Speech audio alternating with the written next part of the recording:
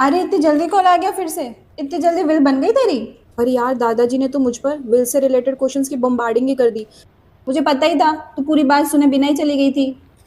चल पूछ क्या डाउट्स हैं। सबसे पहले तो ये बता कि विल बनाते वक्त डॉक्टर का विटनेस होना कंपलसरी है क्या? बिल्कुल नहीं, डॉक्टर्स को विटनेस बनाने की जरूरत नहीं है। बस डॉक्टर से मेंटल फिटनेस का सर्टिफिकेट ले लेना और उसको विल के साथ अटैच कर देना। अच्छा, दादाजी बोल रहे थे आजकल हैंड रिटन विल वैलिड नहीं होती और उस पर साइन भी डिजिटली करने होते हैं। नहीं, हैंड रिटन विल तो हमेशा से वैलिड है और विल को आप किसी भी लैंग्वेज में लिख सकते हैं, पर विल पर हमेशा मैनुअल सिग्नेचर ही वैलिड होते हैं। और ये विल की प्रॉपर्टी डिस्ट्रीब्यूट कौन करता है?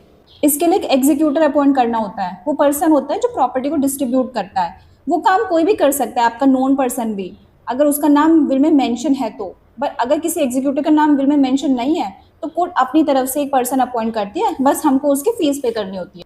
अच्छा, और अगर दादाजी के बैंक अकाउंट में नॉमिनी चाचा जी हैं और विल पे मेरा नाम लिखा हुआ है तो पैसा किसके पास जाएगा? इसमें सबको कंफ्यूजन रहता है। एक्चुअली जो विल है ना वो हमेशा नॉमिनी से ऊपर होती है। नॉमिनी सिर्फ एक ट्रस्टी होता है, पर उस पैसे का असली मालिक वही होता है जिसका नाम विल में मेंशन हो।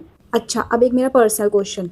अगर दादाजी गुस्से में आकर मुझे विल और अपनी प्रॉपर्टी से निकाल सकते हैं तो इसमें कुछ हो सकता है क्या? विल में mention property self acquire properties होती हैं और वो उस प्रॉपर्टी को किसी को भी दे सकते हैं, इवन किसी ट्रस्ट या बाहर वाले को भी। चल, अब मैं सब समझ गई। अब मैं जा रही हूँ दादाजी को उनके सारे क्वेश्चंस के आंसर देने। चल ठीक है, बाय, थैंक यू। ये तो चली गई, पर अगर आपको भी अपनी विल बनानी है या फिर किसी को विल बनाने में हेल्प करनी है तो आप लोगों के लिए मैंने विल के फॉर्मेट का लिंक डिस्क्रिप्शन में शेयर किया है। आप उसे यूज करके अपनी विल बनाने का आइडिया इजीली ले सकते हैं।